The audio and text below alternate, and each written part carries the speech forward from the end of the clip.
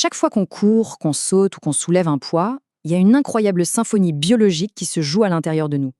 Aujourd'hui, on va explorer ensemble la fascinante physiologie de l'exercice pour comprendre un peu mieux cette mécanique interne.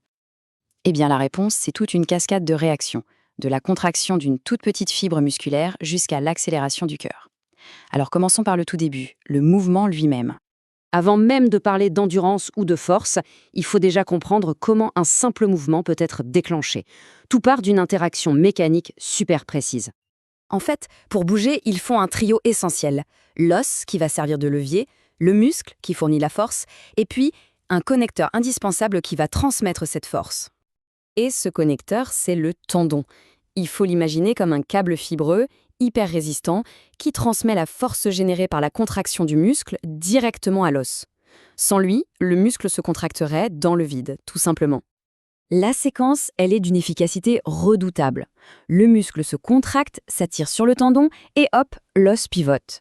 C'est cette chaîne d'action répétée des milliers de fois par jour qui nous permet de nous déplacer. Ok, maintenant qu'on a vu la mécanique de base, que se passe-t-il quand on enchaîne ces mouvements ? Là, c'est le corps tout entier qui entre en action, avec toute une série de réactions quasi immédiates. C'est un peu comme si le corps appuyait sur un interrupteur performance. Presque instantanément, les systèmes cardiovasculaires et respiratoires se mettent en alerte pour répondre aux besoins d'énergie qui arrivent. Les premiers signes, on les connaît tous. Le cœur qui bat plus vite, la respiration qui s'accélère et on commence à avoir chaud. Mais attention, chacun de ces changements a un but bien précis, préparer le corps à soutenir l'effort qui arrive. Mais au fond, pourquoi tous ces ajustements ? Eh bien, tout est lié au besoin colossal de nos muscles en énergie. Un muscle en plein effort, c'est un vrai gouffre énergétique. Son carburant principal, c'est une molécule qu'on appelle l'ATP. Et pour en produire en masse, il lui faut 2 ingrédients clés, des nutriments et surtout de l'oxygène. Pendant l'effort, la circulation sanguine vers les muscles devient beaucoup plus intense. C'est une véritable autoroute à double sens. Le sang arrive pour livrer l'oxygène et des nutriments, et il repart chargé des déchets comme le dioxyde de carbone. Et voilà pourquoi le cœur et les poumons s'emballent. Ce n'est pas du tout un signe de faiblesse, au contraire. C'est la réponse logique et vitale du corps pour continuer à alimenter les muscles et leur permettre de faire leur travail. Bon, voyons maintenant comment la répétition de ce processus, c'est-à-dire l'entraînement, finit par transformer notre corps sur le long terme. Comme le dit très bien cette citation, l'entraînement va forcer le corps à s'adapter. Il ne s'agit pas seulement de devenir plus fort, mais de rendre tout le système, du cœur jusqu'aux cellules musculaires, beaucoup plus efficace pour gérer l'effort. Concrètement, ça veut dire quoi ?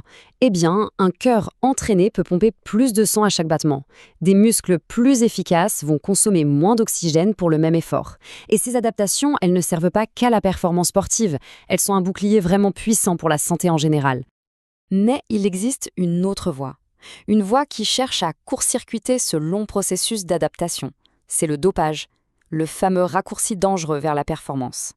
En gros, c'est une tentative de tricher avec la biologie, de forcer le corps à dépasser ses limites naturelles, non pas par l'adaptation et le travail, mais par une intervention extérieure, artificielle. Le dopage présente un compromis qui est juste terrible. Le gain de performance est bien réel, c'est vrai, mais le prix à payer est immense. Prenons le PO par exemple. Ça augmente le nombre de globules rouges pour un meilleur transport de l'oxygène, mais en contrepartie, ça épaissit tellement le sang qu'on risque des thromboses ou des crises cardiaques. C'est littéralement jouer avec sa propre biologie. Au final, la question reste entière. Entre la performance qui est construite par l'effort, la patience et l'adaptation, et celle qui est obtenue par un raccourci chimique et dangereux, où se situe la vraie valeur ? La réponse, elle, dépasse largement le cadre du sport.